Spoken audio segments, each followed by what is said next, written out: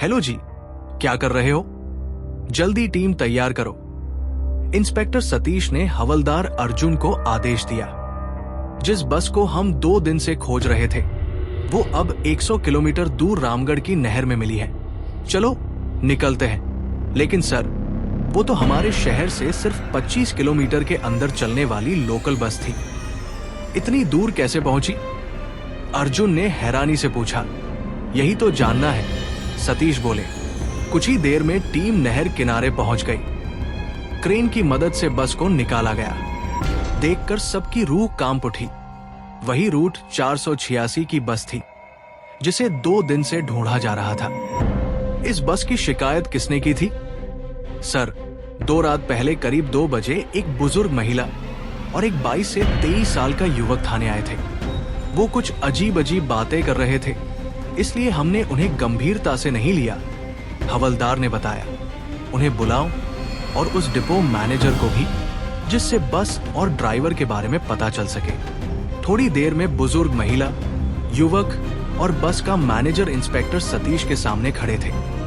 पहचानो, ये वही बस है? जी सर, ये बस हमारे ही देवपुर डिपो की है। 3 दिन पहले ये गुलमोहर हिल्स के लिए निकली थी, फिर अचानक लापता हो गई। बुजुर्ग महिला ने आगे बढ़कर कहा, नहीं सर, 3 दिन नहीं, 2 दिन पहले रात को मैंने खुद इस बस में सफर किया था। ड्राइवर और महिला कंडक्टर भी थे। मेरे अलावा एक कपल और यही लड़का भी बस में चढ़ा था। और वो कपल, वो लोग बीच रास्ते उतर गए थे। फिर 3 अजीब से लोग बस में चढ़े जो इंसान जैसे नहीं लग रहे थे। मैंने तभी कहा था, मगर किसी ने विश्वास नहीं किया। इंस्पेक्टर का माथा ठनक गया था। उन्होंने तुरंत रूट 486 की सीसीटीवी फुटेज निकलवाने के आदेश दिए, लेकिन फुटेज देखकर मामला और रहस्यमय हो गया। बुजुर्ग महिला और युवक के उतरने के बाद बस कहीं नजर ही नहीं आ रही थी। गायब। क्या कैमरे खराब थे? नहीं सर, सभी कैमरे सही थे। इंस्पेक्टर ने सभी पेट्रोल पंप्स की जांच करवाई। अगर बस 100 किलोमीटर चली थी तो कहीं डीजल भरवाया गया होगा, लेकिन नहीं, कहीं कोई रिकॉर्ड नहीं था। फिर 5 शवों का पोस्टमार्टम कराया गया। रिपोर्ट ने सबको झकझोर कर रख दिया। ड्राइवर और कंडक्टर की मौत 2 दिन पहले नहीं, बल्कि 1 हफ्ते पहले हो चुकी थी। और जिन 3 अजीब कपड़े पहने लोगों की लाशें मिली, वे तो महीनों से पानी में सड़ी हुई लगती थी। जब इंस्पेक्टर ने खुद जाकर बस का फ्यूल टैंक खोला तो उसकी रूह कांप उठी। टैंक डीजल से नहीं, बल्कि गाढ़े खून से भरा था। 1996 की वो काली रात, रामपुर बस स्टॉप पर बारिश और ठंड के बीच एक 22 साल का युवक रूट 486 की आखिरी बस का इंतजार कर रहा था।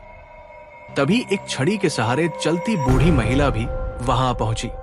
कुछ ही देर में बस भी आ गई। दोनों बस में चढ़ गए। फिर एक कपल भी बस में चढ़ा और ड्राइवर के पीछे वाली सीट पर बैठ गया। बस चल पड़ी। कुछ देर बाद बस के ड्राइवर ने बताया कि सामने घना कोहरा है और वो बस धीमी कर रहा है।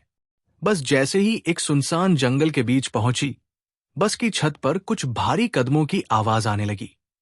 ड्राइवर ने बस रोक दी और बाहर जाकर देखा, लेकिन कुछ नहीं मिला। बस एक काली बिल्ली तेजी से उसके सामने से भागी। ड्राइवर ने जल्दबाजी में बस फिर से स्टार्ट की और एक अज्ञात रास्ते पर मोड़ ली। ये शॉर्टकट है, उसने सफाई दी। फिर कुछ दूर जाकर ड्राइवर ने बस रोक दी। सामने सड़क पर 3 लोग खड़े थे जिन्होंने हाथ हिलाकर बस रोकने का इशारा किया था।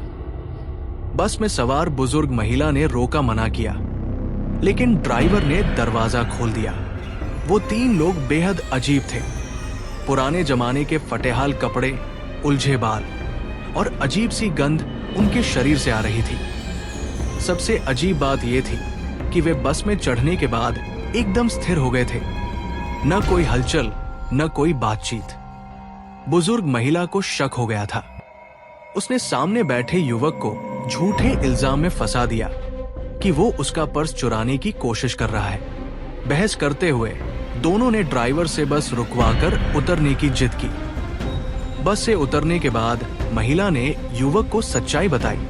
वो तीनों प्रेत थे, उनके पैर नहीं थे और कंडक्टर का चेहरा शीशे में दिखाई नहीं दिया था। अगर हम वहां रुकते तो शायद आज जिंदा नहीं होते। वे तुरंत नजदीकी थाने गए और रिपोर्ट लिखवाई, पर पुलिस ने उन्हें गंभीरता से नहीं लिया। 2 दिन बाद जब बस मिली और टैंक में खून भरा पाया गया, तब पुलिस भी समझ गई कि जो बातें 2 दिन पहले बेतुकी लग रही थी, वो भयावह सच्चाई थी। लेकिन आज भी रूट 486 पर सफर करने वाले कभी कभी कहते हैं, उस वीरान सड़क पर रात के समय एक बूढ़ी महिला हाथ हिलाते हुए बस रोकने का इशारा करती है।